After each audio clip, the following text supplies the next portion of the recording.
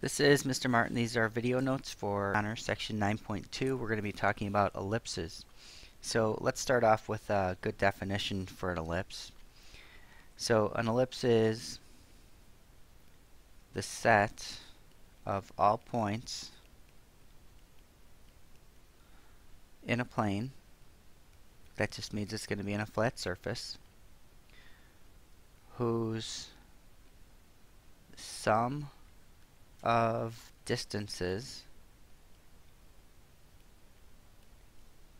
from two given points, these are called foci, that's the plural of focus,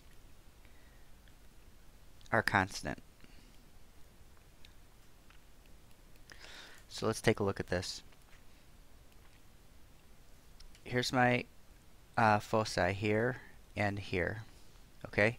And then if I pick any point on this ellipse and I look at this distance and I look at this distance, I'm going to add those two distances up and I'll get a value. Now let's pick another point over here and let's look at this distance and let's look at this distance here, and I'm going to add those up. So the sum of the two distances that I first had and the sum of the two distances that I have the second time, those are going to be equal. So any point that I pick on my ellipse, if I take the distance to one focus and the distance to the other focus and I add those up, that will always be a constant. Alright, and we'll look at how to generate one of these in class as well. Alright, so the other parts that we have here, so we have our foci. We're going to have a vertex on a side and a vertex on the other side. Now these could be vertical as well. These vertices happen to be horizontal. We're also going to have what we call co-vertices. So I'm going to have one here and one here. These are along the shorter axis called the minor axis. These are co-vertices. So I've got one up here and I've got one down there. So vertices, co-vertices. I have a major axis that goes between the vertices. I have a minor axis which goes between the co-vertices, and then we have our center. Alright, so as long as you understand the relationship between all these different pieces, you'll be able to solve any ellipse problem. Alright, so how do we know which axis is major and which axis is minor? Well, the major axis is always longer. Okay, so in this case our major axis is horizontal, that's the longer axis. So we're going to look at a couple other distances in this picture here. If you notice, I have two ellipses centered at the origin, and the distance from the center to this vertex is A, and from the center to the other vertex is also A, and then the distance from the center to this co-vertice is B, and then down to this other one is B also. So the distance between the vertices is going to be 2A. Okay, that's an important distance for us. And the distance between the co-vertices is 2B. Alright, and then if I throw in my foci, the distance between my foci is going to be 2C. Alright, so C is not in my standard forms, but it's going to be important to us. We'll look at that in just a minute. Okay, so here my major axis is horizontal. Here my major axis is vertical. Again, A is always associated with the major axis. Alright, A is always going to be larger than B.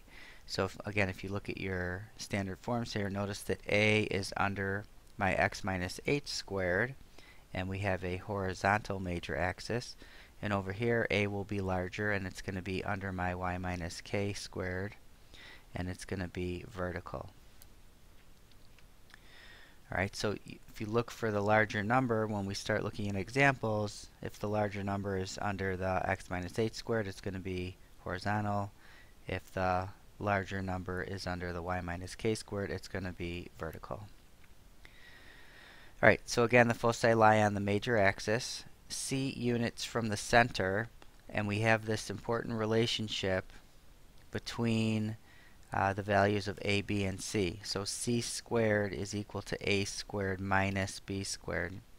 Okay, so it almost looks like the Pythagorean theorem, except we have a negative here. Alright, and then this will be important for us as well.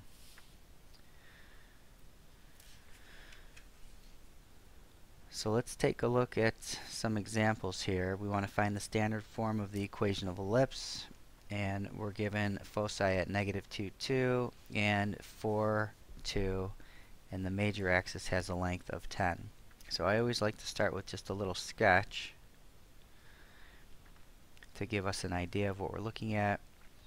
So we're at -2, 2, there's one focus, and then 4, 2.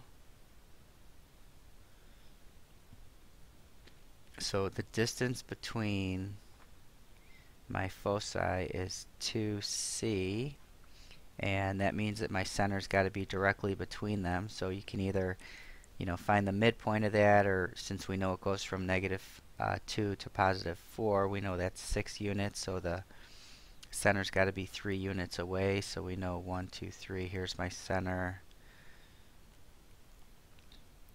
Center is going to be 1, 2. Alright, and that's going to be my HK, just like it was for circles. And we know the major axis has a length of 10, so this tells us that 2a is equal to 10, which means that a is going to be 5. Alright, so we have a, and we know the length of 2c is 6, so we know that c is equal to 3. And from there we can find b. We've got c squared is equal to a squared minus b squared. So 9 is equal to 25 minus b squared. B squared is going to be 16. So b is equal to 4. So now I've got my center. I've got a, and I've got b, and I know it's going to be horizontal major axis, so I know we're going to have x minus h squared over a squared plus y minus k squared over b squared is equal to 1. We'll substitute in everything we know, and we're going to get x minus 1 squared. A squared is 25 plus y minus 2 squared. B was 4, so that's 16 is equal to 1. So there's our standard form. As always, if you have any questions, make sure you pause the video and write those down so that you can ask me the next time you see me. Alright, number 2, we're going to sketch the ellipse given by 16x squared plus 4y squared equals 16 and identify the center and the vertices. So the first thing that we need to do is we need to put this in standard form. So our standard form, it equals 1. So in this case, since we only have x squared and y squared, it's going to be centered at the origin. All I need to do is divide everything by 16. So plus 4y squared divided by 16 is equal to 16 divided by 16. So here I get x squared over 1 plus y squared over 4 is equal to 1. Alright, and we notice here that the larger number is under the y, so this tells me that it's going to be vertical, okay, since the larger number is under the y. And that's going to be my a squared, so I know that a is equal to 2. B is going to be the square root of 1, which is just 1. And we can find c. C squared is going to be a squared minus b squared. So that's going to be 4 minus 1, which is 3, which means that c is going to be the square root of 3. Alright, and I know again we're centered at the origin and it's vertical, so I'm going to let each of these units here be 2, so it's not so small. So this is going to be 1 and 2. Okay, so that's one unit. And then I'm going to have another vertex down here 2 units away from the center in the opposite direction. Then I'm going to have co-vertices at 1 and -1.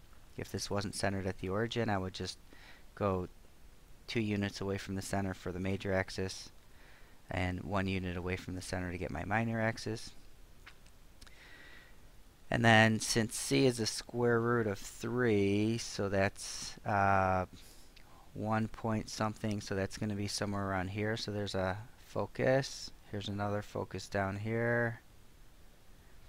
And we can sketch in our ellipse. Okay, and we've got vertices. These are going to be at 0 and plus or minus 2. We're going to have co-vertices.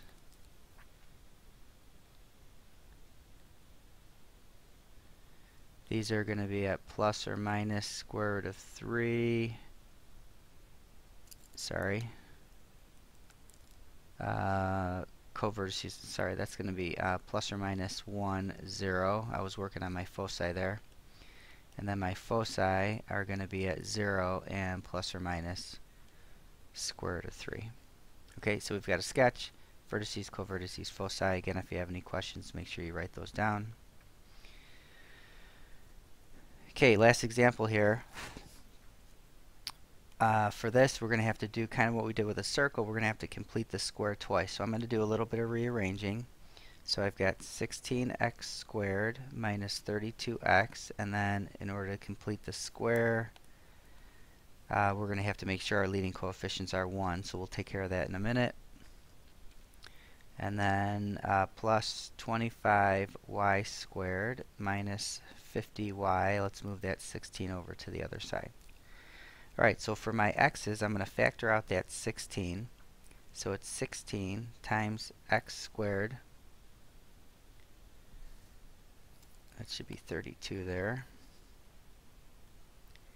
Minus 2x plus, I'm going to take half of that, -1 squared. Over here I'm going to factor out a 25. That should be 50. 25 times y squared minus 2y plus, take half of that, -1 squared is equal to -16.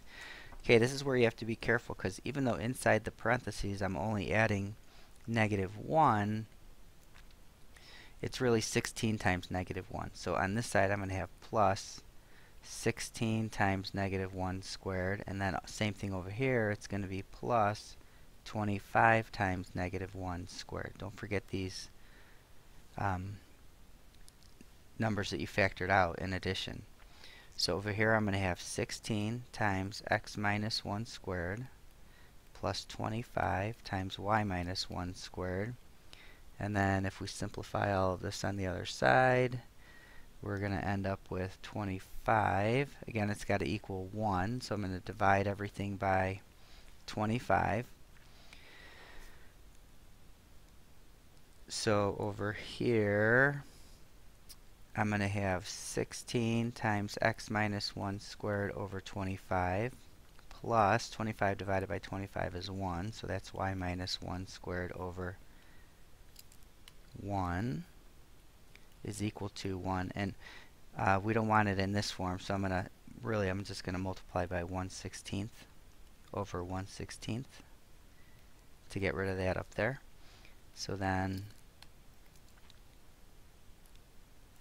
we end up with x minus 1 squared over 25/16 plus y minus 1 squared over 1 is equal to 1.